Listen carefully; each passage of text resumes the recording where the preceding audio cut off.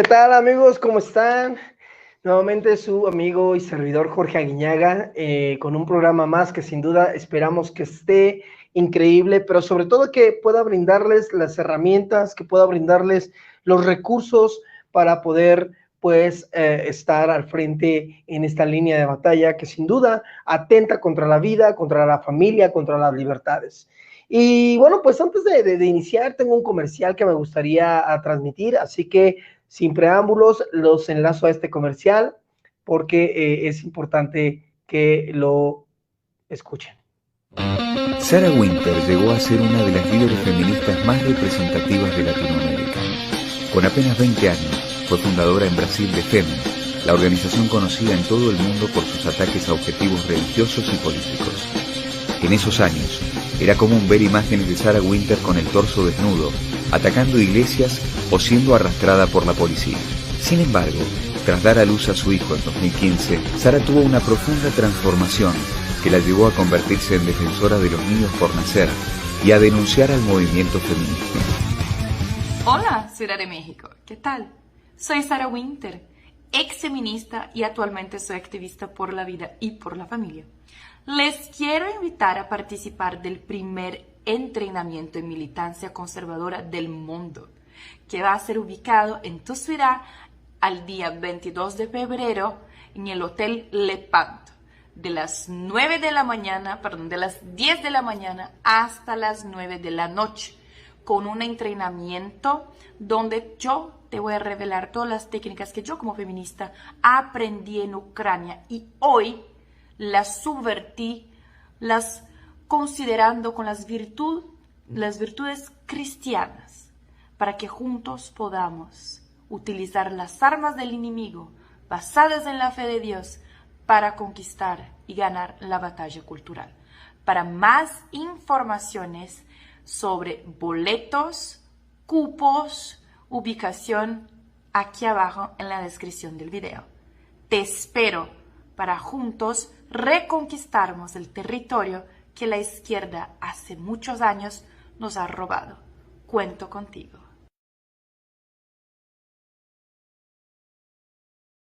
Así que este próximo 22 de febrero no puedes perderte este entrenamiento, que sin duda, mira, acá tenemos boletos, por si quieres, también vamos a estar al tanto de esto, ponte en contacto con tu servidor, y sin duda va a ser un evento que tienes que estar, que necesitas estar, porque necesitamos prepararnos. Creo que uno de los grandes problemas y uno de los grandes errores en medio de esta batalla es el no prepararnos.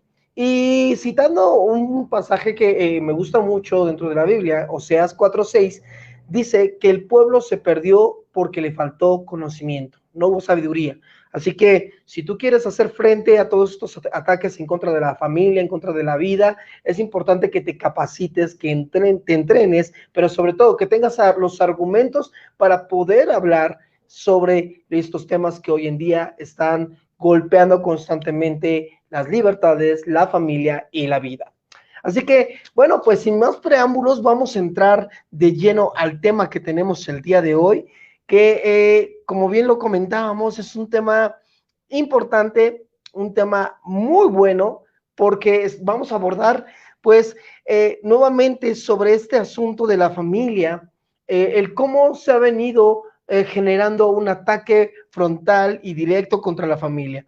El día de hoy estamos teniendo un conversatorio al cual le hemos titulado de la siguiente forma: la familia ante el marxismo postmoderno. Y para poder hablar de este tema y para poder entrar de lleno a este tema, quiero invitar, bueno, pues a un especialista, es un amigo que también está muy metido en esta línea de batalla, es escritor, aparte, bueno, pues tiene algunas columnas en algunos periódicos, pero más de lo que yo quisiera hablar de él o de lo que yo pudiera presentarle, vamos a darle pues la bienvenida a Raúl Tortolero. Así que, listo.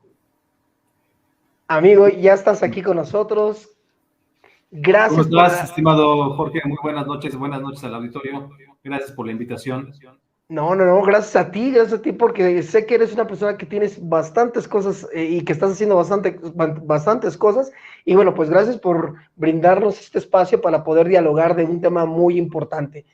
Pero antes de entrar ya a fondo, antes de que ya podamos ya tocar el tema, me gustaría que pudieras pues hablar un poco, presentarte un poco, para que la gente, nuestro auditorio que está aquí conectándose, pueda conocer y saber un poco más de quién es Raúl Tortolero. Así que, amigo, háblanos un poco de ti. Sí, con mucho gusto. Bueno, soy consultor político, sobre todo trabajo en México, aunque también colaboro con otros países. También me dedico a escribir.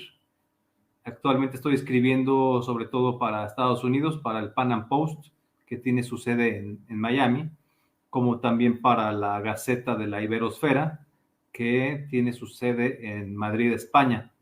Son los dos medios donde estoy colaborando más con artículos de opinión, análisis geopolítico. También me dedico a escribir libros. Estoy presentando actualmente uno, aquí lo tengo justamente. Quisiera presentarlo por acá también. Está increíble. Muchas gracias. Este es mi nuevo libro. Se llama La Contrarrevolución Cultural frente al marxismo posmoderno, y te agradezco que me des también la oportunidad de hablar un poco del libro. ¿Qué más? Bueno, también tengo un doctorado en Derechos Humanos y tengo una maestría en Filosofía, Cultura y Religión. Y bueno, tengo algunos reconocimientos por mi trayectoria periodística. Básicamente eso. Me gustan las artes marciales también. Yeah. No, como dicen por ahí, eres todo un estuche de monerías, amigo.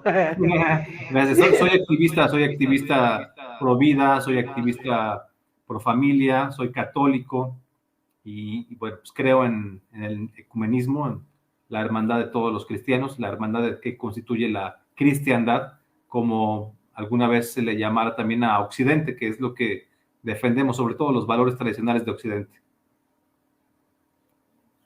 Perfecto. Bueno, pues vamos a entrar poco a poco a este tema. Como bien estamos escuchando, bueno, Raúl es una persona que sabe de lo que va a hablar, es una persona que está ampliamente preparada en ello y que sin duda se ha enfocado mucho, como bien lo comentaba, a esta parte del activismo a favor de la vida, la familia y las libertades, que sin duda hoy estamos viendo que constantemente están siendo golpeadas, están siendo literalmente bombardeadas y asaltadas por todos estos pensamientos e ideologías que tienen un objetivo, tienen un fin, literalmente hacer una deconstrucción de estos modelos que eran modelos originales, primarios, y que sin duda regían y son base fundamental de una sociedad, al referirme a la familia. Así que sobre esta línea, Raúl, quisiera preguntarte, la primera pregunta y de donde quisiéramos ir entrando a tema es, ¿por qué consideras tú que es tal el ataque que se está generando contra la familia y contra la religión cristiana? ¿Cuál crees que sea el motivo? Bueno, muy buena pregunta, muy profunda. Voy a tratar de contestarla. Mira, el motivo por el que decidí titular a mi libro La contrarrevolución cultural frente al marxismo posmoderno, básicamente es porque creo que lo que necesitamos emprender es una contrarrevolución. Me refiero a que nos oponemos a dos tipos diferentes de revoluciones, pero que tienen puntos de coincidencia entre sí. La primera es la Revolución Francesa de 1789.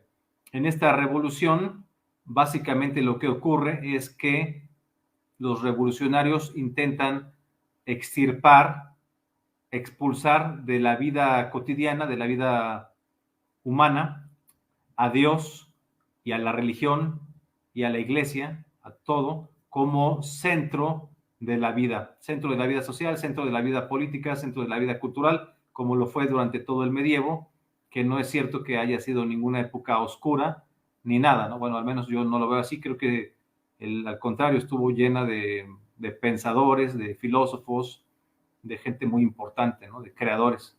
Entonces, el resultado de esta expulsión de Dios de la vida social y de la vida política pues es un gran caos, porque el hombre, para sustituir a Dios, se pone en el lugar de Dios, se sienta en el trono de Dios, se siente un Dios, se convierte en un Dios para sí mismo y para los demás.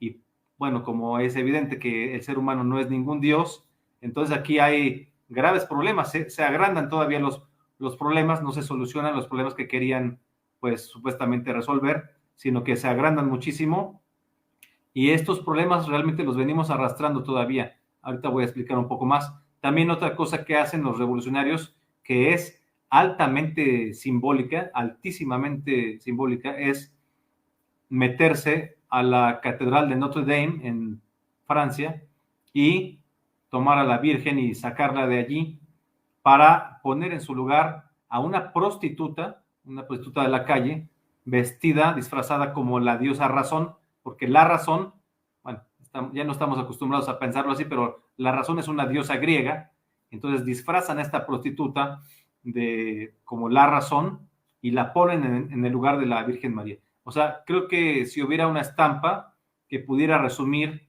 el carácter, la naturaleza profunda, la esencia de la Revolución Francesa, sería esta, donde la religión, o una de las figuras pues más importantes de la cristiandad, que es la Virgen María, es expulsada y sustituida por una prostituta que es la Razón, ¿no? Qué interesante, ¿no? Eso tiene pues muchas connotaciones, porque bueno, pues para empezar, la razón es falible, porque es una facultad humana en términos kantianos.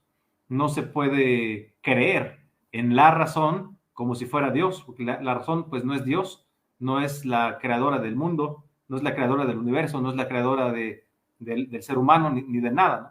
Entonces la razón es simplemente una facultad humana que pues puede fallar en cualquier momento, que no nos da todo por sí misma, y en todo caso pues no necesariamente es que pueda ir acompañada de la fe. Sería lo ideal, como lo dijo en su momento el Papa anterior al actual, Benedicto XVI, acompañar la fe con la razón o la razón con la fe para lograr una plenitud mayor de conocimiento y de acercamiento con el corazón también hacia abrirnos a los demás.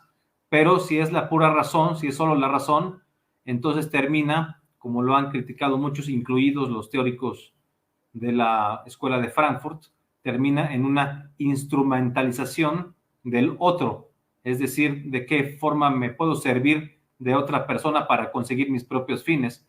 Y generalmente esta racionalidad instrumental se ha convertido en un uso abusivo del otro, en una cosificación, es decir, en ver al otro no con el rostro de Dios, como diría Levinas, sino en ver al otro como una cosa, como un medio para conseguir mis objetivos. Y esto tiene una consecuencia terrible. Fíjense cómo estamos eslabonando las cosas. Esto tiene una consecuencia terrible cuando, por ejemplo, llega la señora Ayn Rand.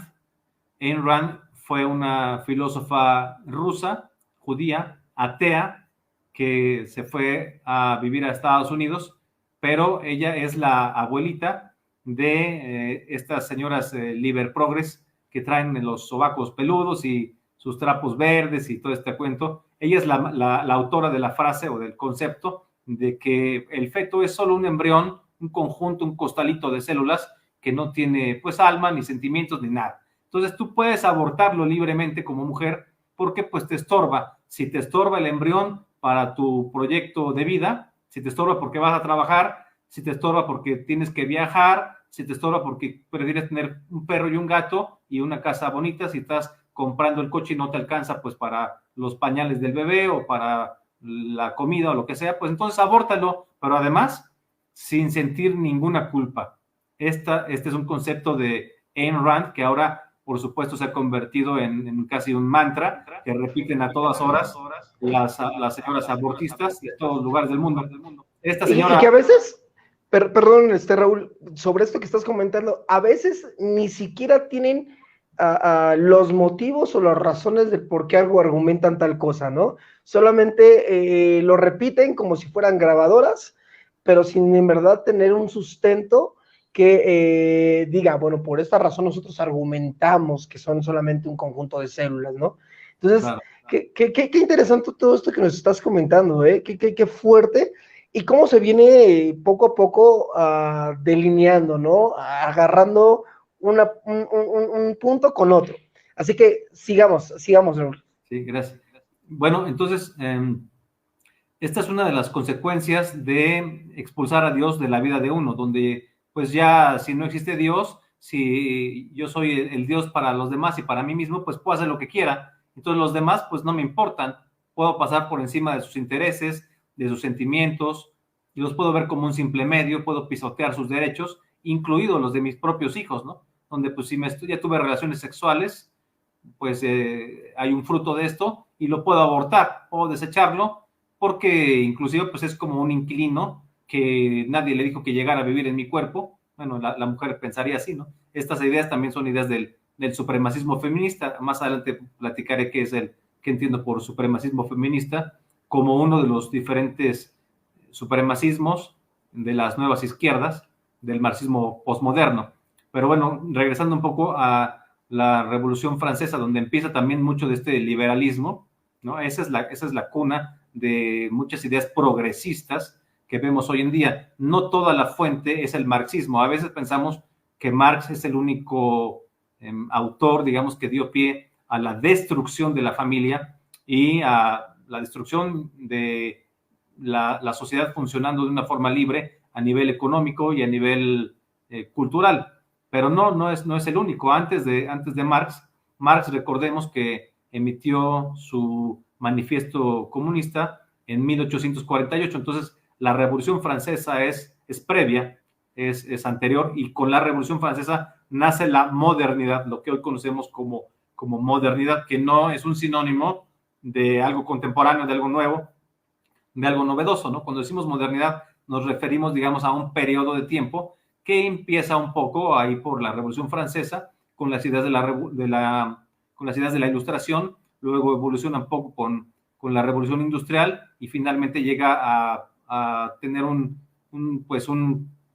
fin o un declive, sería más correcto decir declive, ahí por los años 60, 70 con estos nuevos movimientos, donde ya empezamos a ver plenamente lo que los teóricos llaman posmodernidad, que no es lo mismo que posmodernismo, ¿no? Entonces, esto de la Revolución Francesa y todo lo que comenté al respecto, es una de los tipos de revolución a la que nos oponemos como contrarrevolucionarios. El otro tipo de revoluciones, por supuesto, son las revoluciones socialistas, sean las que sean las del marxismo clásico, es decir, las que se hacen a través de la lucha armada, de las revoluciones sangrientas, violentas, tanto como las del socialismo blando. También voy a explicar un poco más adelante, si me permites, qué es el socialismo blando, en donde ya no se llega al poder a través de las armas, pero se llega a través de las urnas, del voto, pero después se van perpetuando en el poder con trampas, con corrupción, con reformas amañadas, pero como quiera tienen el mismo objetivo. Entonces, nosotros como contrarrevolucionarios queremos regresar las cosas a como eran, de acuerdo con un orden natural o con un derecho natural, de acuerdo como Dios manda que sean las cosas. Queremos restablecer, digamos, la democracia liberal, pero basada también en valores cristianos, en valores auténticos, en valores humanos, en una cultura de la vida y con la defensa de la religión, con la defensa de la vida, con la defensa de la familia, con la defensa de la libertad económica, etcétera. Entonces, por eso somos contrarrevolucionarios. El revolucionario hace un incendio y queremos nosotros sofocar esos incendios, sofocar y apagar estos fuegos infernales. Queremos cambiarlos, queremos que haya orden, que haya paz. Por eso somos contrarrevolucionarios. Y cuando digo una contrarrevolución cultural, por cultural no entiendo las bellas artes, ni nada algo así como muy elegante, muy fino. Simplemente me refiero a cultura como todo aquello que hace el ser humano, bueno o malo. Y entonces, cuando hablo de una contrarrevolución cultural, me refiero a que debemos dar nuestra lucha en todos los ámbitos, en el ámbito político, tanto como en el ámbito social, en el ámbito artístico, en el ámbito de las redes sociales, en el ámbito legislativo, en el ámbito jurídico, financiero, en el ámbito deportivo, en el ámbito de los medios de comunicación. Es decir, en todos los frentes tenemos que dar la lucha, nuestra contrarrevolución. Decir batalla cultural está bien, pero una batalla es solamente una lucha de una ocasión. En todo caso, sería más amplio decir una guerra cultural y todavía mejor me gustaría decir contrarrevolución cultural, ¿no? Eso más o menos es la idea que yo planteo. ¿Por qué nos oponemos a las revoluciones? Perfecto. Y creo que de ahí parte todo este asunto, ¿no? Porque, como bien comentabas, ¿no? Sí hay muchos registros que no solamente se enfocan a Marx como aquel teórico que atacó a la familia, señalando que la razón del por qué él buscaba la deconstrucción de la familia era porque él en su premisa o en su postulado, él señalaba que si queríamos desmantelar la sociedad capitalista, entonces teníamos que ir a la esencia de esa sociedad, que en ese caso era la familia burguesa, ¿no? Y entonces, destruyendo a la familia burguesa, ibas a poder destruir, pues, la sociedad capitalista. Pero incluso si vamos un poquito antes de ello, tenemos a Morgan Lewis, el cual, pues, empieza a hablar acerca de esta familia que iba en construcción, en evolución, tomando los postulados darwinistas, ¿no? Que la familia no podía verse de la misma forma, ¿no? Esa familia natural, heterosexual, sino que era una familia que estaba en construcción y entonces iba a abrir a otras modalidades, por así llamarle, ¿no? Entonces, poco a poco, con lo que tú nos estás dando, y ahorita esto que estoy agregándole, aportando en este punto, creo que vamos dándonos cuenta por dónde va el enfoque de este golpeteo contra la familia natural que hoy estamos viendo, contra la religión y contra la libertad, ¿no? Sobre esa línea, ¿tú cómo estás percibiendo todo lo que hoy se ha estado generando y todo lo que hoy se está viviendo con este asunto, pues, del ataque, ¿no? Hacia estas estructuras que por años han sido, pues, el fundamento de nuestra sociedad. Claro, bueno, el proyecto de Marx, como bien mencionas, desde un principio contempla la destrucción de la familia y después se ve todavía agregado lo que dice, por ejemplo, Simone de Beauvoir, que es una de las marxistas más fuertes como figuras del feminismo o del supremacismo feminista, como yo le digo, en la cultura occidental. Ella decía, no es suficiente con hacer una revolución socialista en un país, después también hay que destruir la familia, porque en la familia se van a seguir reproduciendo estos esquemas burgueses, estos esquemas reaccionarios, entonces hay que eliminar la familia, así de plano, ¿no? O sea, el feminismo, al menos desde esa línea, que es una línea muy fuerte, la de Simone de Beauvoir, hay que destruir la familia. A Marx también le parecía que la familia era solamente algo que estorbaba, que solamente había familias en la burguesía, decía él. O sea, no, en el proletariado no había familia, porque pues como había pobreza todos tienen que salir a trabajar, entonces pues más bien se tienen que encargar de conseguir dinero, entonces no había el concepto de familia, según él, ¿no? Era un concepto burgués, por eso pues no importaba, solamente era una cuestión de burgués, los demás pues vivían como animales, según él, y aún en los animales hay familias, pero pues para Marx no, porque bueno, pues es el padre del odio y el padre del resentimiento social. Recordemos que una de las cuestiones de Marx es siempre tener dividida a la gente. Su primera propuesta, que es la del manifiesto comunista, es dividir a la gente entre ricos y entre pobres y ricos. Él hace un llamamiento, esto que voy a decir es el marxismo clásico, es dividir a la gente, o sea, hacer un llamamiento a los campesinos y a los obreros, por eso la hoz y el martillo en la bandera roja comunista, hacer un llamamiento para que se adoctrinen, que no es otra cosa más que adquirir un odio hacia otra clase social, hacia los ricos, hacia los dueños de los medios de producción, para matarlos. Ese es el llamamiento que hace Marx, matarlos, asesinarlos mediante una revolución sangrienta, violenta, necesariamente violenta, y poder imponer una dictadura del proletariado. Ese es el marxismo clásico. En el marxismo postmoderno ya podemos ver cómo ya el sujeto revolucionario ya no nada más es el pobre que va a luchar contra los ricos, sino que ahora también hay otros sujetos igualmente revolucionarios, como las feministas que luchan contra los hombres, el supremacismo de la bandera LGBT que luchan contra el heterosexual, el supremacismo negro, sobre todo en Estados Unidos, que lucha contra el hombre blanco, el supremacismo indigenista, que lo vemos mucho en México, en Bolivia, en Venezuela, en Colombia, en Argentina, en Chile, donde hay expresiones indígenas fuertes, contra el hombre blanco o contra toda la herencia de la hispanidad, ¿no? De la que, pues, por supuesto, somos herederos, somos deudores con esa cultura y somos parte de esa cultura. El supremacismo ecologista, el supremacismo animalista, etcétera, etcétera. Entonces, estas son, digamos, las características que derivan del marxismo posmoderno. ¿Cómo afectan a la familia? A todos estos supremacismos, es decir, a todas estas expresiones del marxismo posmoderno, que es lo que vivimos actualmente. Ya no hay marxismo moderno, porque ya fracasó con la caída del muro de Berlín en el 89 y luego con la caída de la URSS en el 91, cuando también se funda el Foro de Sao Paulo. Ahí fracasa el proyecto de marxismo clásico, el de llegar al poder a través de las armas. Ahora, después de eso, empiezan toda esta agenda de diferentes expresiones supremacistas de izquierda. Y a todas les estorba Dios, a todas les estorba la cristiandad, el cristianismo, el catolicismo, a todas les estorba el hombre heterosexual, blanco, a todas les estorba la familia, a todas les estorba el embarazo. O sea, tienen un marxismo posmoderno transversal como un común denominador, ¿no? ¿Por qué les estorban estas estructuras? Porque son estructuras de unión para nuclear la familia, y recordemos que una de las intenciones del socialismo es un Estado totalitario que gobierna directamente sobre el individuo, o sea, no sobre la familia, no sobre la iglesia, no sobre ninguna otra organización, sino directamente el Estado todopoderoso gobernando sobre el individuo, inclusive ni siquiera sobre un individuo donde el individuo tiene libertades, sobre las masas, como le decía Marx, ¿no? Para Marx no había individuo, había masas, ¿no? Y en China, pues con mayor razón vemos esta cuestión de las masas. El individuo no vale nada, no es absolutamente nada. El individuo vale algo dentro del esquema del liberalismo clásico, pero fuera de este no vale nada, es la masa.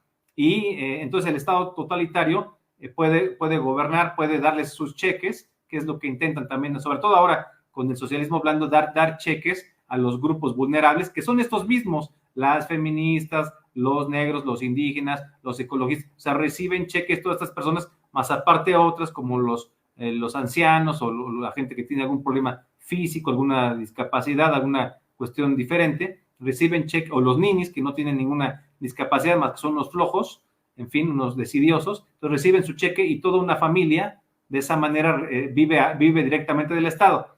Aquí la cuestión es que hay sus asegúnes, no es como lo planteaba Marx. O sea, Marx planteó cosas en los libros, pero en la vida real las cosas están muy tropicalizadas, ¿no? O sea, no son exactamente como él las planteaba.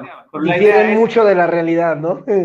La idea es destruir todas esas estructuras que se anteponen entre el gobierno, entre pues la potestad del Estado y la persona. Quieren tener una relación directa, inclusive no que tú manejes a tus hijos, no que tú eduques, formes a tus hijos, para nada. Ellos quieren que ellos educar a los hijos, y ese es el proyecto mucho de la educación pública socialista, ¿no? Y lo podemos ver en Cuba, lo vimos en la URSS, lo vemos en China, y algunas veces lo vemos también hasta en México, ¿no? Cómo quieren ellos educar sexualmente y de muchas maneras a tu hijo antes que tú, y ya les van a decir ahí de las infancias trans y de la homosexualidad, claro, y todas estas cuestiones que es, bueno, yo creo que a mí me corresponde educar a mis hijos, ¿no? El Estado, no son hijos del Estado, son mis hijos, son hijos de mi familia. Sí, con las famosas ESI, ¿no? La educación sexual integral, que, bueno, hoy está golpeando fuertemente a la educación infantil. Y bueno, quiero tomar unos minutitos solamente para leer algunos comentarios que nos han estado haciendo aquí. Por ejemplo, tengo a Quique, que él comenta algo muy interesante, que dice, si se controla lo cultural, se controla la política, y si se controla la política, se controla la economía.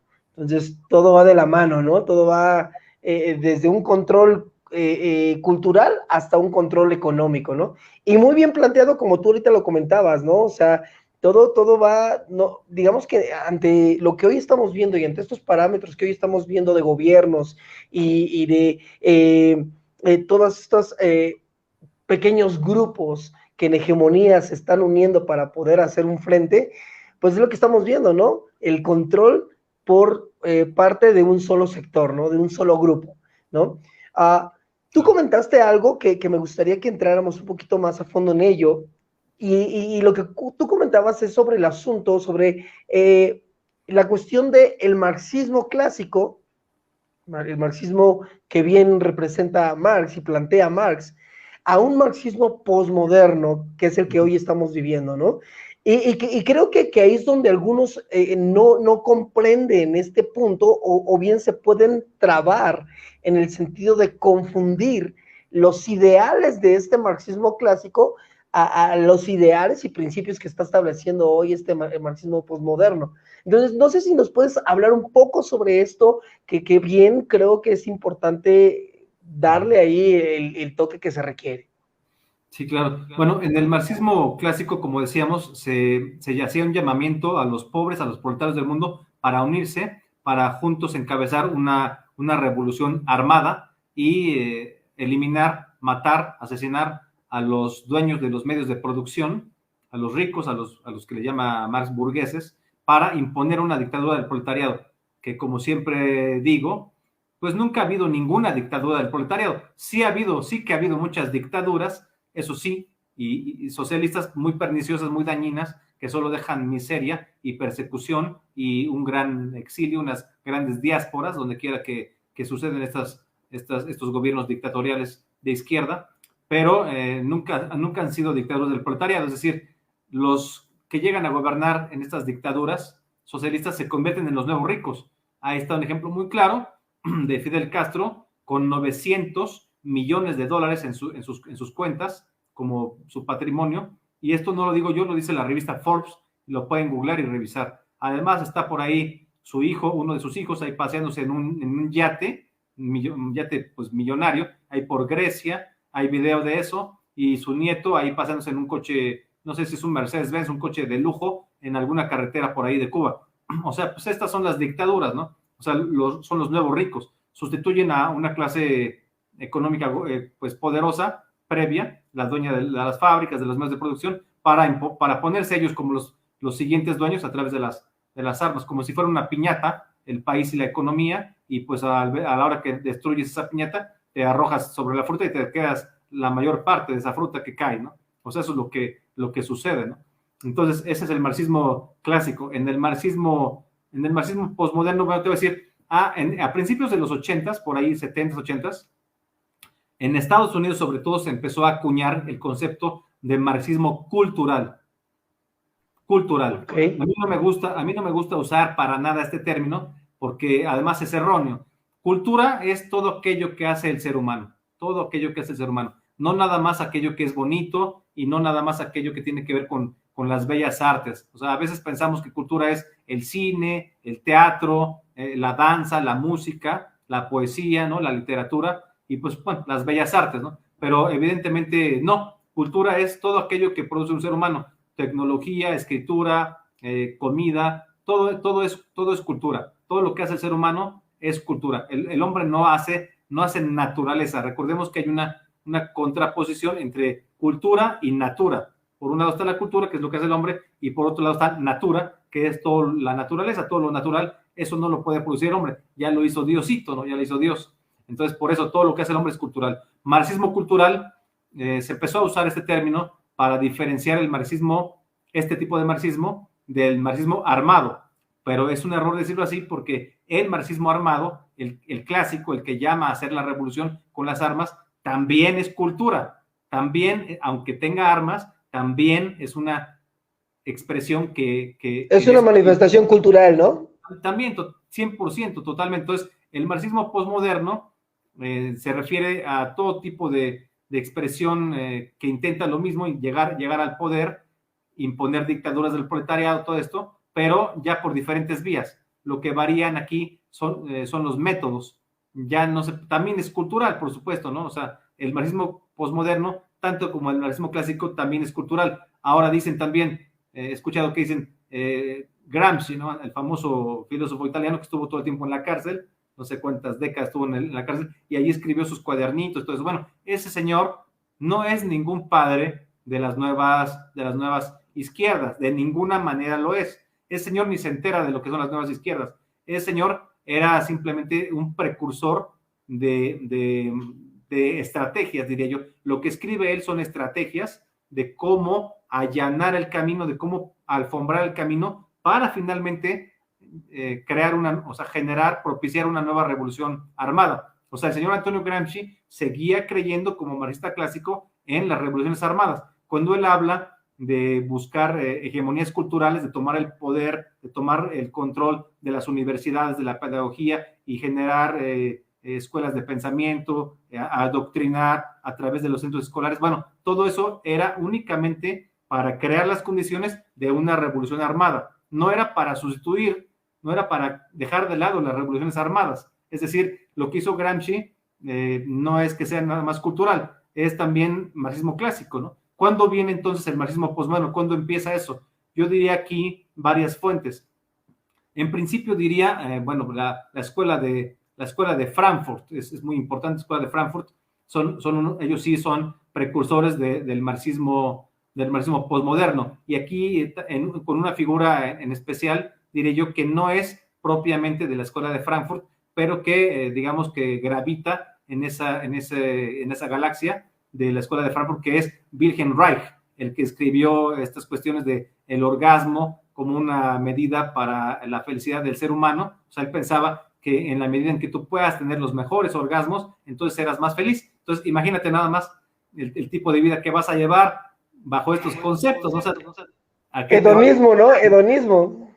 Pues sí, totalmente, ¿no? Una cuestión totalmente de onanismo, de hedonismo, que no tiene pues ninguna salida hacia el bien común. O sea, ¿qué te puede importar el bien común, la construcción de la sociedad, si tú nada más te vas a dedicar a satisfacerte a ti mismo, ¿no? A tener bonitos orgasmos, ¿no? Esplendorosos orgasmos. Qué bueno tenerlos, pues bueno, pero no creo que, bueno, y eso afectó mucho. O sea, de hecho, el marxismo posmoderno, si te das cuenta, también tiene otra transversalidad, que es la sexualidad, porque las feministas tienen que ver con la cuestión de la sexualidad, hablan de sexo, hablan de aborto,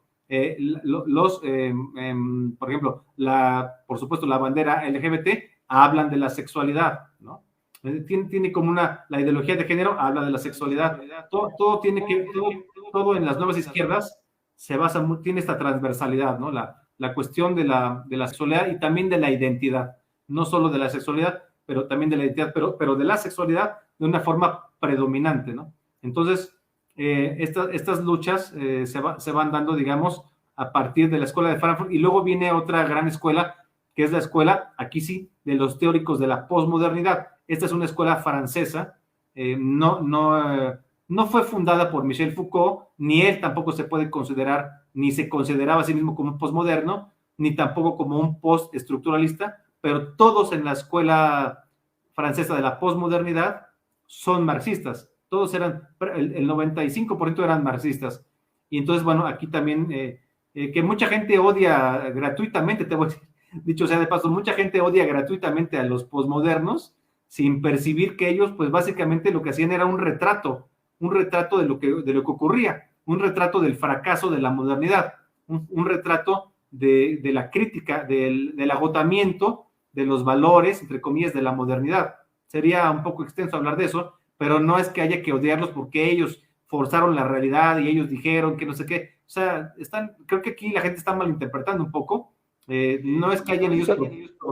No es que hayan propuesto realmente nada, simplemente hacen una cierta interpretación de las cosas como se veían. Por ejemplo, critican el consumismo, bueno, pero pues no lo crearon ellos, no lo crearon ellos. Critican el hedonismo, tampoco lo crearon ellos, eso viene de la Revolución Francesa. Critican lo efímero de todo, hablan del amor líquido, de la familia líquida, del trabajo líquido, de la identidad líquida, como este señor Bauman, tampoco lo crearon ellos. O sea, no podemos odiarlos a los teóricos de la posmodernidad solamente porque hablan de lo que hay, de lo que existe, ¿no?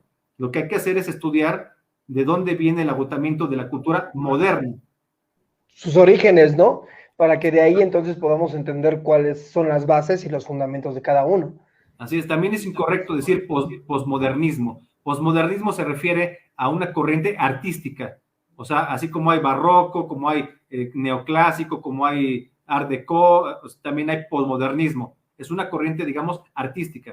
Esa palabra se debe usar para ubicar expresiones artísticas que tienen esas características. Pero cuando hablamos de una crítica a la modernidad, entonces se debe decir posmodernidad. es diferente, posmodernidad de posmodernismo. Lo aclaro porque veo que mucha gente lo usa, este término, como indistintamente, posmodernidad y posmodernismo, pero realmente no es que sean lo mismo, no son lo mismo, ¿no? No, y en verdad que esto que tú estás comentando es importante porque creo que, como bien lo comentaba en un principio, antes de que te entraras ya al enlace, eh, el problema surge precisamente cuando no tienes los conocimientos, por lo menos básicos de esto, ¿no? De todo lo que conlleva todo este asunto.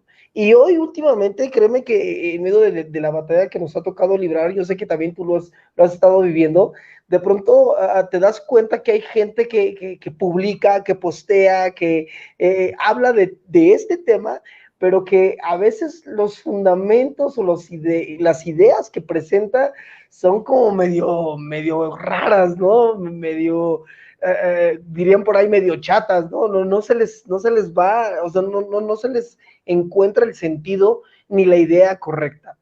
Hablabas un poco sobre los supremacismos y yo creo que esto es fundamental porque sin duda, partiendo de este marxismo posmoderno y que tiene que ver con todo este asunto que hoy, que bien estabas hablando, parte también fundamental tiene que ver estos supremacismos. ¿Podrías explicarnos un poco sobre este punto de los supremacismos? Sí, con mucho gusto. Por ejemplo, el supremacismo feminista, ¿no? Se conoce a este grupo esta corriente de pensamiento que habla de las mujeres que deben liberarse de muchas cosas, ¿no? Entonces, por ejemplo, ¿por qué le digo supremacismo? Porque las mujeres feministas se consideran a sí mismas superiores a las otras mujeres que no son feministas. ¿Por qué digo esto, no? Eso les haría ser superiores, sentirse, percibirse como superiores. ¿Por qué? Porque piensan que la mujer que cree en Dios,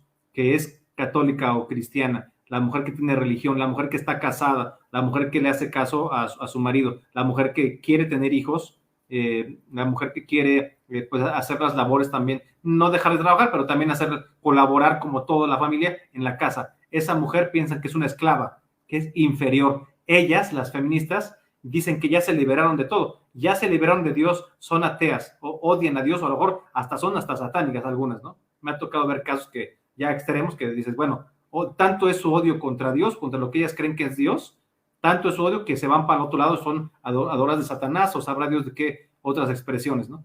Entonces ya se liberaron supuestamente de Dios.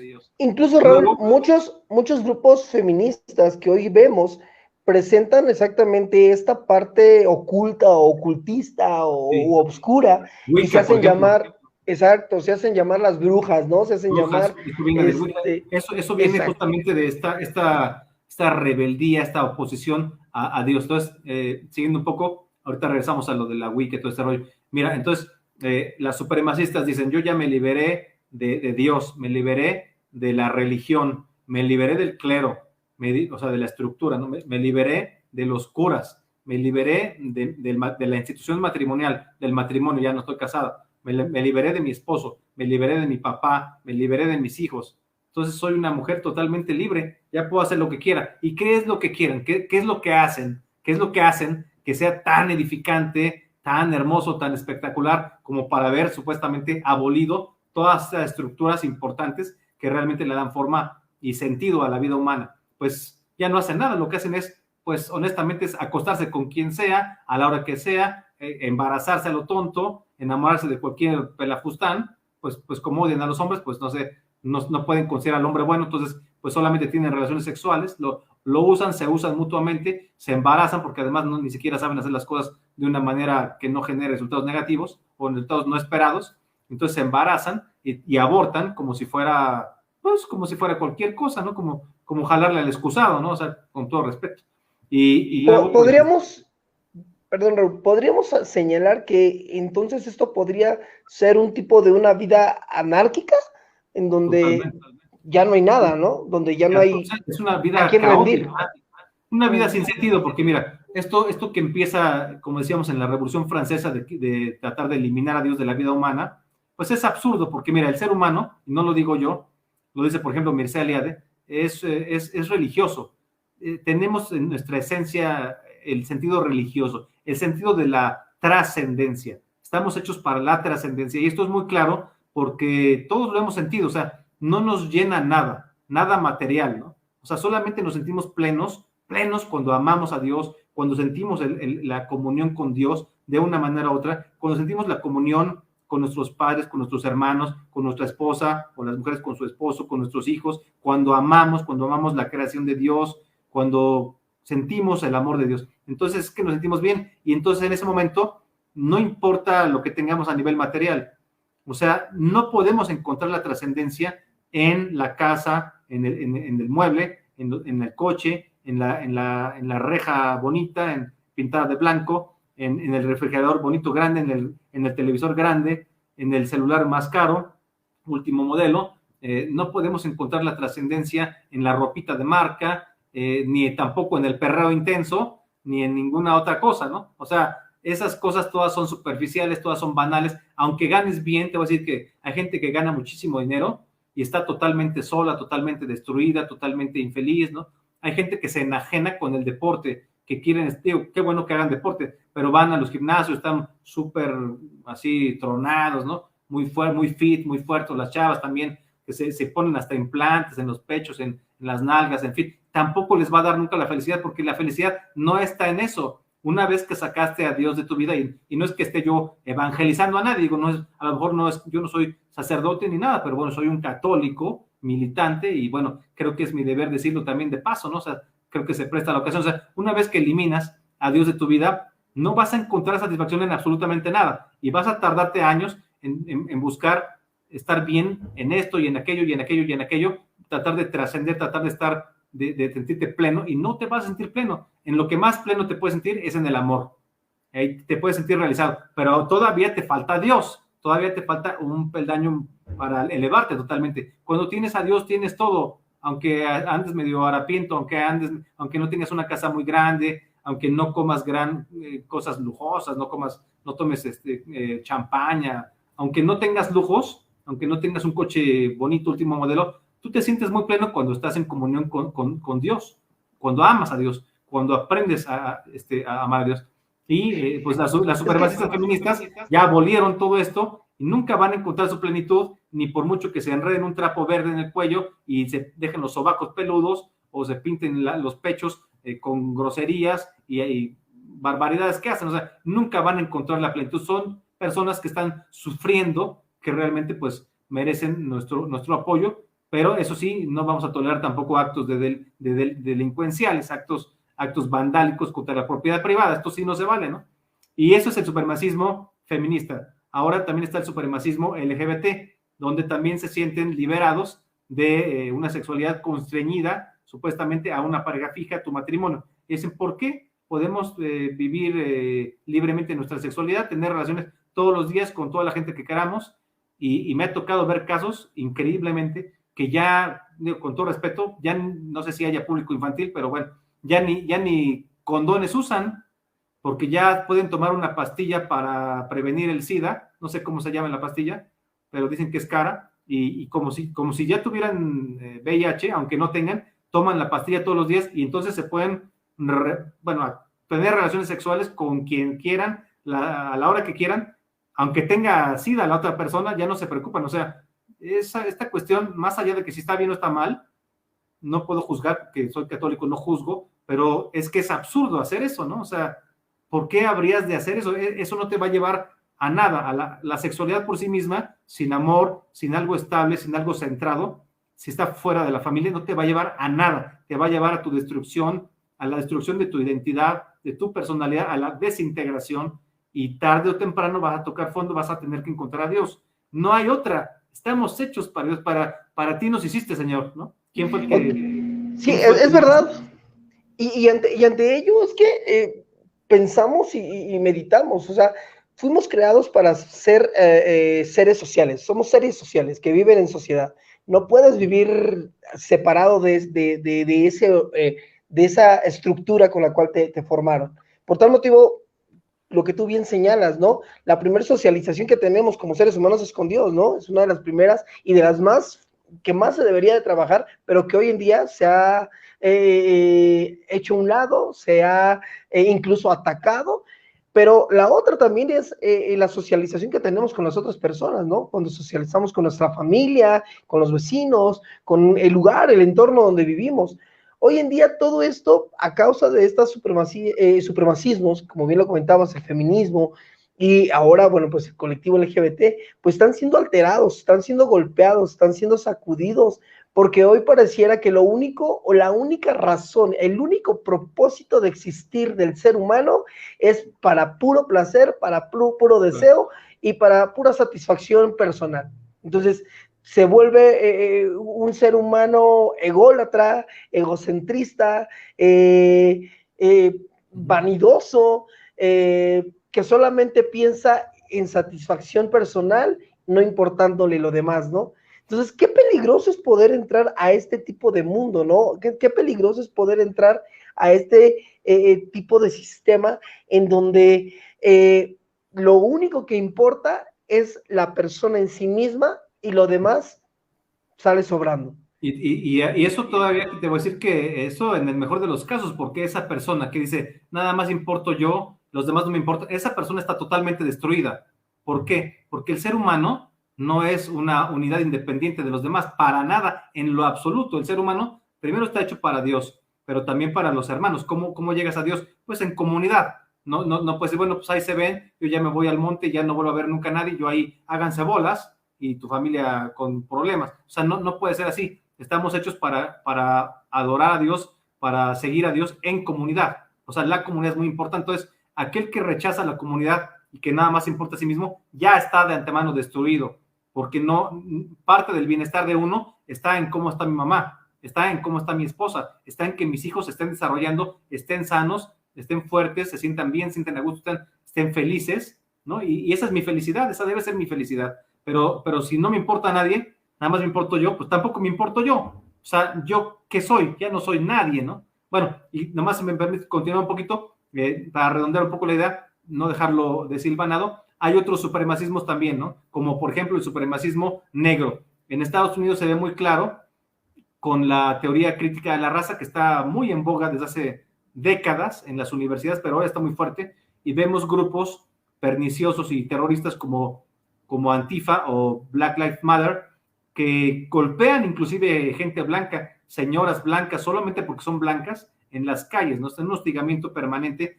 contra la raza blanca. Y esto viene justamente de ese supremacismo negro que toma como base la teoría crítica de la raza, que es una reinterpretación de la historia, según la cual el racismo es sistémico, es estructural, y el hombre blanco, todo en general, el hombre blanco es culpable del esclavismo y de haber oprimido al negro.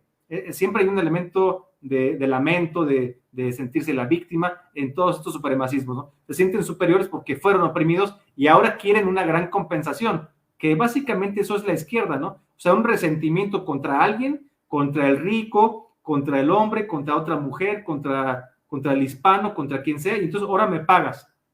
No me importa quién me la debe, quiero que me la pague. En el supremacismo indigenista, que es pues un poco parecido al negro, pero versión indígena, dice López Obrador, bueno, llevamos 500 años en resistencia.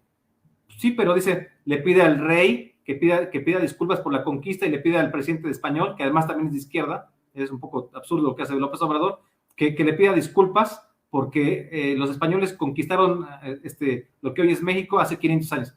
O sea, imagínate tú nada más, no buscan quién se las debe, sino quién se las pague. Esto pasó, señor, hace 500 años. Además, usted, señor López Obrador, pues es usted nieto de una persona, de un español que nació en Cantabria. O sea, pues, ¿cuál resistencia indígena? Además, han usado, esto es una cuestión interesante, han usado el Quetzalcóatl, que es un dios pagano, es un dios azteca, como logotipo del gobierno, cuando se supone que ellos son los liberales, y entonces hay una separación iglesia-estado, el gobierno laico no puede tener ninguna expresión religiosa. Bueno, pero ellos sí la tienen, y prueba de eso es que usan un Quetzalcóatl. Es un dios pagano, y además, pues, es ridículo que estén usando un dios, dentro de muchos dioses, de lo que fue un imperio. Ellos supuestamente, estos izquierdosos, supuestamente son antiimperialistas, pero cuando se trata de Estados Unidos, pero no cuando se trata de los aztecas, que son los que tenían, perdón por la palabra, tenían jodidos a todos los indígenas de alrededor, que son los que realmente hacen la conquista, porque no vamos a pensar que un puñado de españoles no hizo la conquista, la hicieron todos estos indígenas que ya alucinaban a los aztecas, porque cuando te mataban como adversario, después te comían ritualmente en una ceremonia y te hacían un pozole contigo. Y esto no es broma, es en serio. Y no, sí está documentado, están los registros. Y esta es la parte cruda de esta historia prehispánica incluso, que no se cuenta, ¿no? Como bien tú lo señalas, y qué bueno que tocaste esto, porque sin duda son puntos que a veces como que quedan muy a la deriva, pero es una realidad. Quien hace la conquista,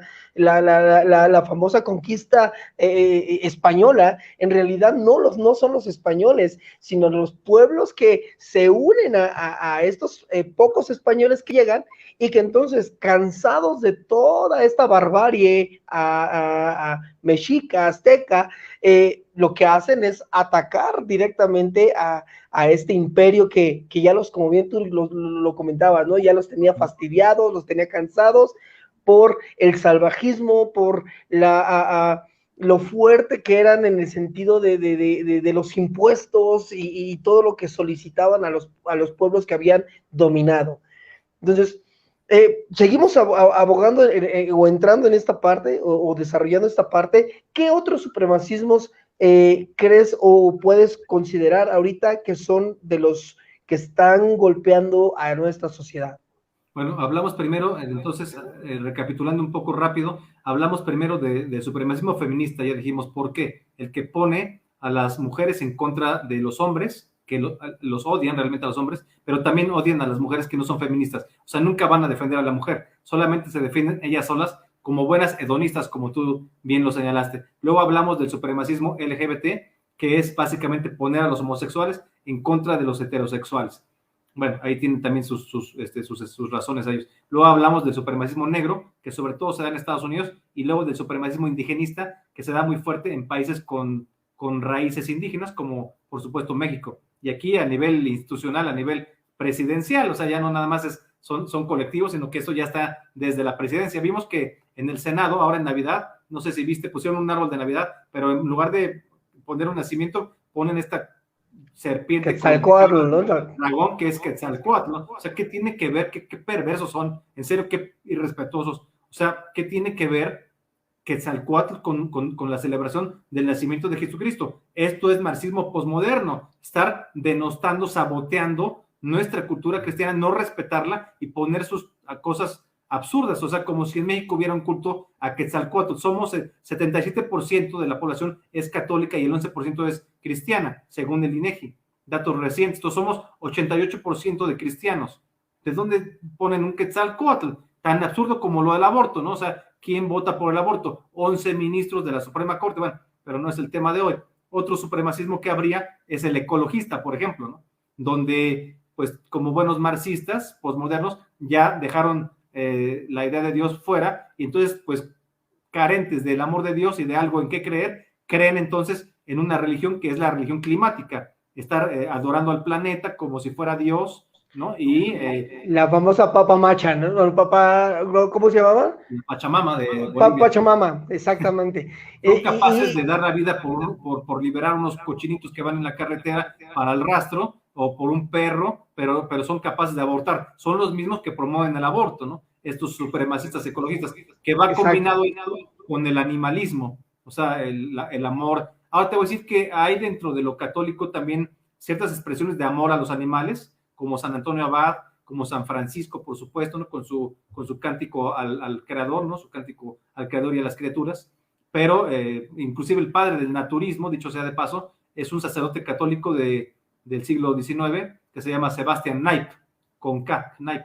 Entonces, no es que tenga siempre esta cuestión de respeto y atención a la naturaleza, no es que tenga siempre un origen de izquierda, hay que también matizar, pero estos señores quieren quitar a Dios y a la religión para poner al planeta como centro del universo. Inclusive dicen que el ser humano es un virus, que hay que exterminarlo, porque el ser humano, donde quiera que va, ha creado destrucción, y para que las especies animales puedan vivir o puedan reactivarse, recuperarse de estar casi en extinción, de esta sexta extinción de las especies de la que hablan tan seguido, entonces hay que eliminar al ser humano.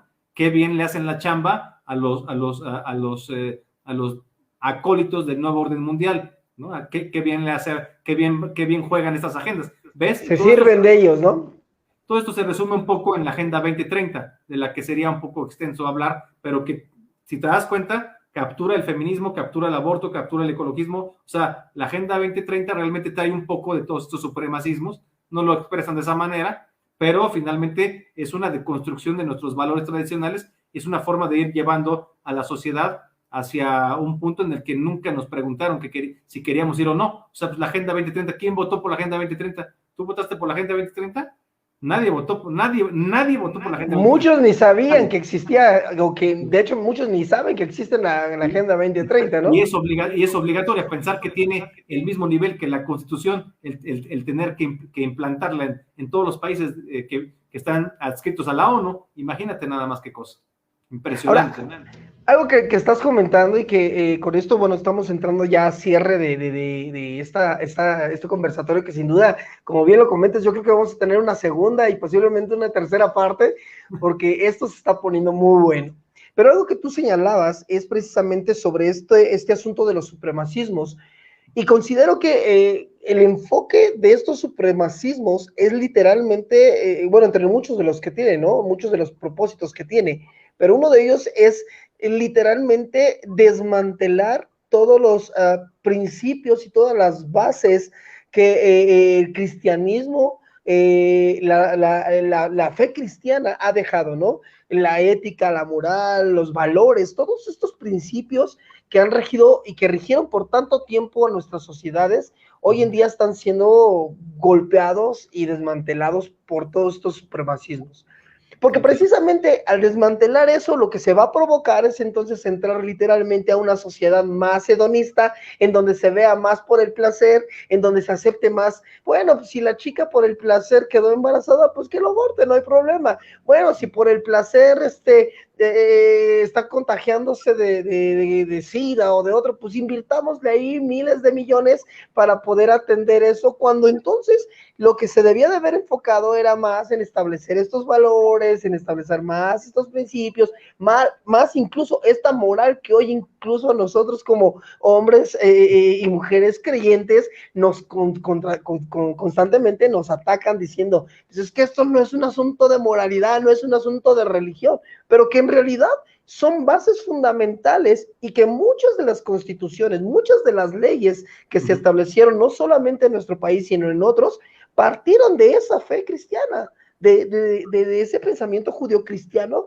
que establecía esas bases y fundamentos basados no en un placer, no en un deleite, sino en esa relación con Dios y en esa relación con tus semejantes, ¿no? Así es. Entonces, y tienes toda la razón, estoy totalmente de acuerdo con lo que dices. Ahora, no solamente es que admitan el placer porque realmente les importa ni siquiera el placer de la gente. O sea, en términos de poder, pues que no les importa tampoco el placer, no les importa a la gente y mucho menos si tiene placer o no. Lo que les importa es condicionar a la gente a recibir su cheque para que voten por el partido que está en el gobierno. Y esto se aplica no nada más en México, sino, por ejemplo, en Estados Unidos, el partido demócrata con Joe Biden, aprovechando la coyuntura del COVID, de la pandemia, pues invirtieron un trillón de dólares para gente, digamos, en estado de vulnerabilidad, es decir, su base social, ¿no? O sea, la gente de la comunidad negra, algunos otros grupos ahí vulnerables, no sé qué, que los gays, los transexuales, toda esta gente. Entonces, acentuadamente llevan el cheque a ciertos grupos sociales, a ciertos sectores sociales, que son la base electoral en México. Ya no da tiempo de hablar de eso, será motivo de otro día, pero por ejemplo, el socialismo blando, que es un concepto interesante que yo también trato de explicar un poco, tiene como una de sus bases el mega asistencialismo, que ya se puso en práctica en México como un laboratorio, pero ahora López Obrador lo quiere llevar a todo el mundo en un estado mundial, como lo propuso el 9 de noviembre pasado en la ONU. Y esto quiere decir que el dinero, digamos, del gobierno se da específicamente a las personas que ellos consideran, que ellos seleccionan como vulnerables. Pero finalmente lo que están haciendo es crear una vasta base social, que es el voto duro en México de Morena, en Estados Unidos del Partido Demócrata, y así en cada país, dentro de los gobiernos de izquierda, dentro de los gobiernos del socialismo blando. Y esto nunca va a acabar con la pobreza, por supuesto, este socialismo, nunca, porque lo único que hacen es crear una dependencia. Entonces, por ejemplo, gente hedonista que solamente vive para las drogas, para estarse estimulando, o solamente vive para el sexo, para también estarse estimulando, pues esa es la gente que mejor recibe su cheque, porque pues es lo que es como una droga, ¿no? O sea, papá, gobierno, dame mi cheque, toma tu cheque. Lo único que tienes que hacer es ir a votar por mí. Claro que cuando se les acaba la droga, cuando se les acaba el cheque, entonces, pues claro que hacen cualquier cosa, van a golpear a quien sea, los usan para votar, los usan como grupos de choque, como vándalos, como porros, para cualquier cosa son útiles. Esos son los que vemos por ahí haciendo marchas y tonterías, ¿no?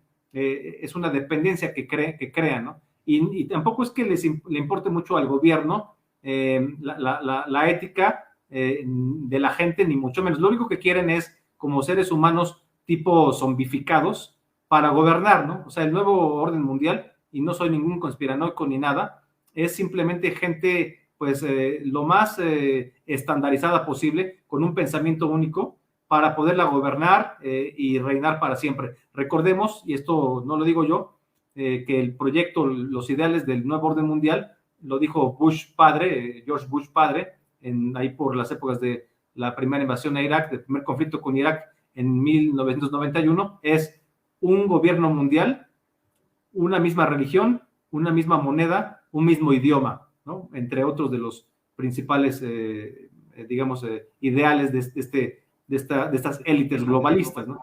Entonces, por eso quieren homogeneizarnos con la Agenda 2030, porque ahí va un pensamiento súper estandarizado. Ya no les importa ninguna otra cosa. Todo lo que les estorbe para ese gobierno hegemónico, pues es algo negativo que hay que eliminar. Y quisiera también decir que hay que tener una perspectiva geopolítica de todo esto que estamos platicando, que realmente me parece muy interesante. Este progresismo que ha avanzado, este socialismo, este marxismo posmoderno que está bañando Occidente, finalmente para quien realmente trabaja, ha sido el tonto útil para la hegemonía china, porque China ya tiene una hegemonía económica, eso es indudable, ¿no?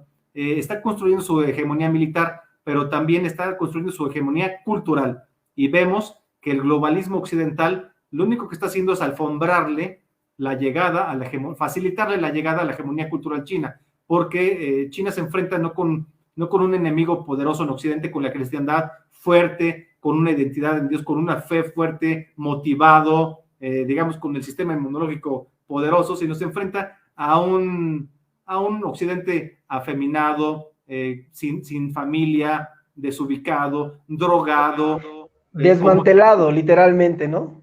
Está destruido, está hincado, ¿no? Eso, sin valores, sin nada que lo defienda, o sea, entonces nos van a acabar barriendo totalmente. Por eso es urgente que nos constituyamos como contrarrevolucionarios culturales de inmediato, y que todos y cada uno de nosotros que participamos en la guerra cultural tengamos que nos constituyamos como un deber moral, como periodistas, escritores, autores, youtubers, influencers, como profesores, como maestros de escuela, como productores de contenidos, porque esto es una guerra de concientización, una guerra que tiene que ver con conciencia, tiene que ver con información, como tú decías muy sabiamente al principio de tu programa. O sea, eso es una cuestión de conocimiento también, es una cuestión importante. Mientras más conocimiento tengamos, más armas tenemos. Lo que quieren es gente ignorante y hedonista que nada más se dedica a darse placer, como la canción esa de date, así están, ¿no? Casi están igual. Literal. Y sobre esto, digo, ya estamos, como bien comentaba, ya en los últimos minutitos, pero no quiero terminar sin antes que puedas darnos estos últimos consejos en respecto a qué debemos hacer para restar o para bien contraatacar ante todo este ataque que se ha ido en contra de la familia. ¿Qué debemos hacer nosotros para contrarrestar este ataque contra la familia? Sí, bueno, además de lo que acabo de mencionar justamente hace un momento, que es todos establecernos, todos, por ejemplo, si eres ingeniero o albañil o mesera o lo que seas, además también tratar de tuitear o tratar de usar redes sociales, tratar de estar en los medios de comunicación, de tener una columna, de tener un programa, de hacer lives, de escribir, de estar aquí, de estar allá, de ir a manifestaciones, ser activista, o sea, tener una vida pública para la defensa de nuestros valores, de los valores conservadores o de la contrarrevolución. Y también diría que es muy importante que una cuestión muy seria, que es que debemos vivir nuestra fe a nivel público, no a nivel privado. Debemos de dejar de ser unos timoratos que esconden persinarse o esconden hacer una oración a Dios de la vida en la calle, que siempre se quieren estar escondiendo eso en la casa, me da pena. No, señor, usted va a un restaurante y ahí usted hace su oración delante de todos. No nada más es un acto religioso, es un acto cultural. Eso también es parte de la contrarrevolución cultural, hacer una oración enfrente de todos. Y si estás en el Vips, en el Sambros o en la fonda de Doña Chencha, no importa. O sea, es un acto también político inclusive, ¿no? Aquí va todo junto. Ya no podemos ver por separado la religión y la familia y lo político. No, señor, va todo junto. Dejemos de lado estarnos desintegrando. Tenemos que reintegrar nuestra personalidad. Y la forma de reintegrar la personalidad es en la cristiandad, dentro del cristianismo. Nadie va a ganar esta guerra cultural sin Dios, sin la fe. Recordemos cómo se ganó la batalla de Lepanto. Primero se reza el rosario, primero se encomienda a uno, Dios hace uno oración. Ya haciendo oración, entonces ahora sí lo que tú quieras. Pero no podemos dejar fuera a Dios de esta batalla que justamente es por la cristiandad, que es por Occidente, que es lo que queremos rescatar de estos avasallamientos, de todo el marxismo posmoderno, de todo el progresismo, estas agendas terribles de destrucción. Tenemos que defendernos desde nuestros valores. Por eso yo siempre hablo, estimado Jorge, de 7 defensas de todo contrarrevolucionario, que son, si me permite decirlas, son la defensa, y en Adelante, este orden, amigo. creo que me vas a dar la razón. En este Dale. orden, la defensa de la fe, la defensa de la vida, la defensa de la familia, la defensa de la propiedad privada, la defensa de la patria, la defensa de las libertades y la defensa de los derechos universales.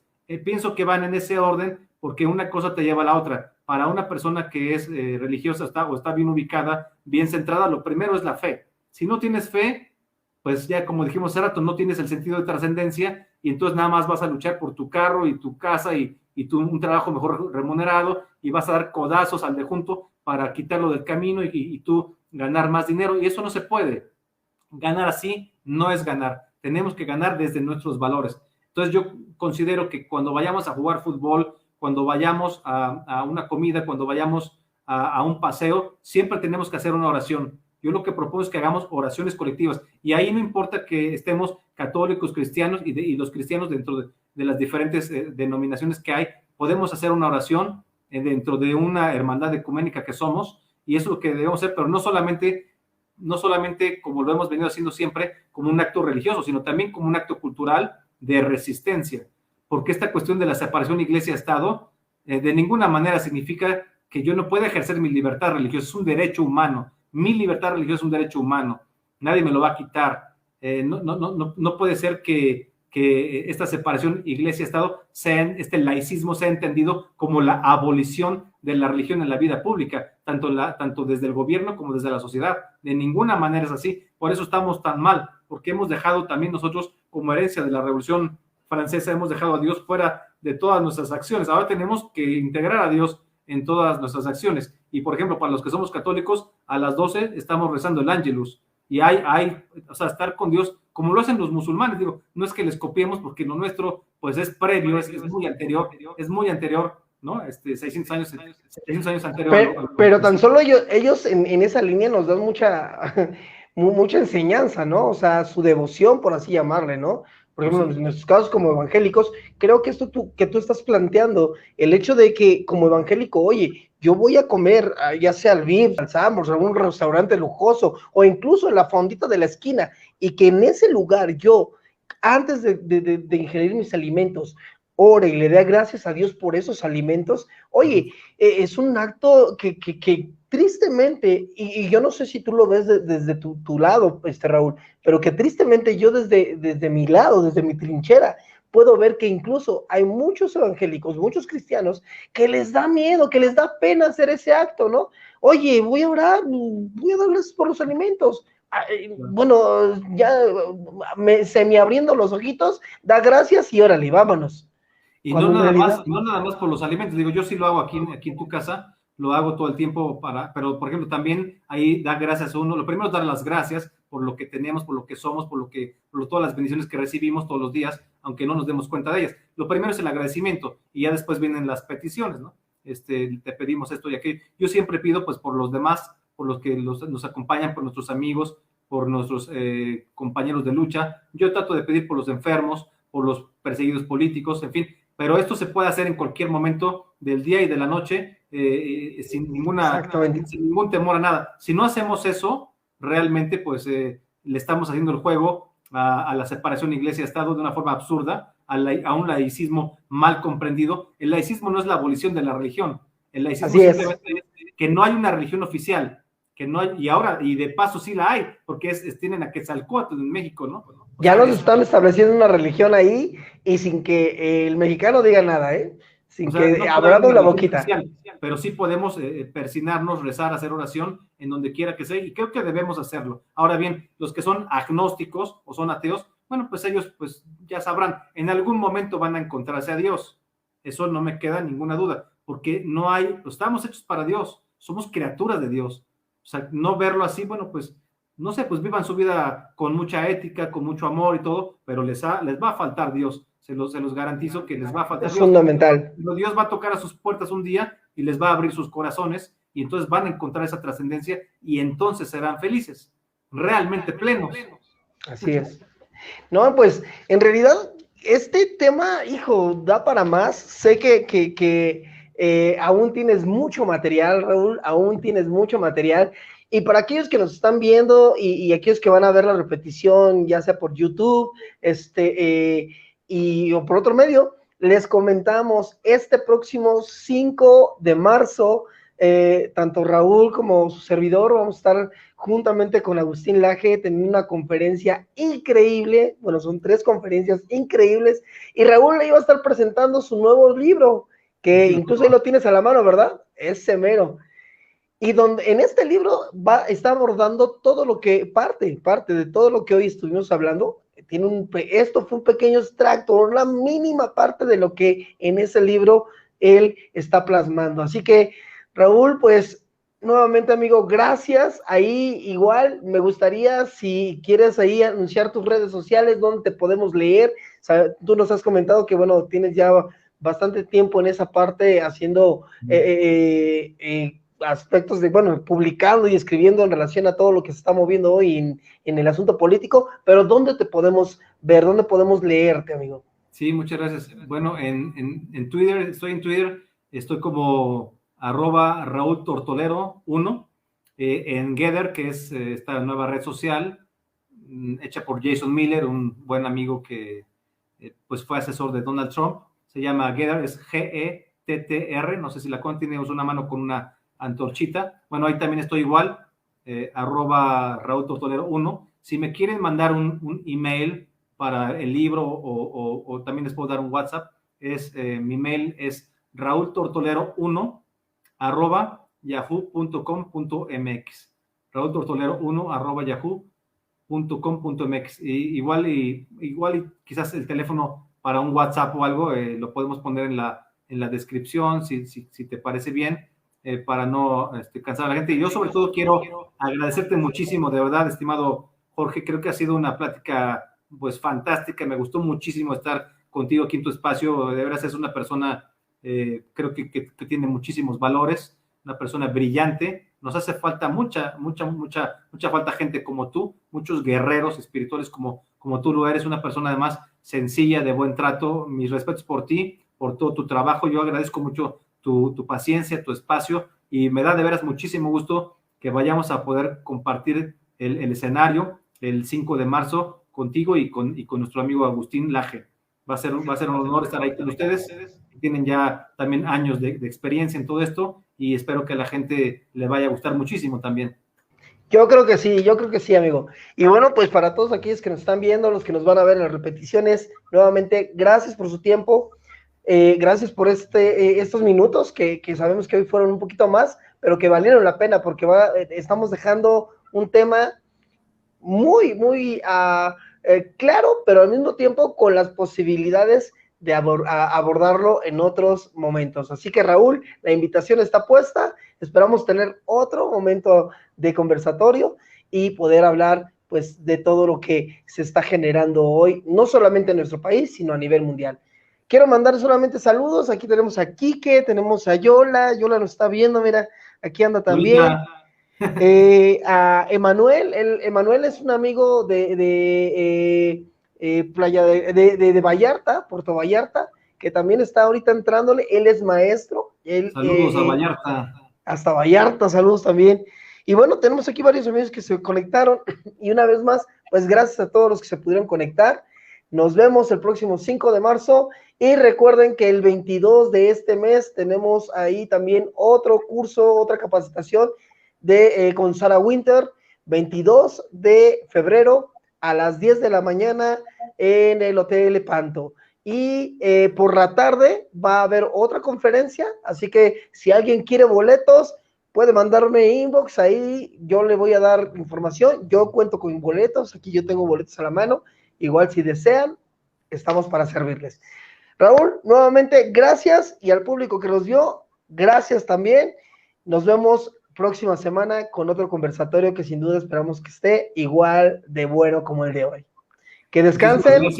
Muchas bendiciones para ti y para toda nuestra audiencia. Gracias. Igual a ti, Raúl. Gracias por todo, amigo. Gracias.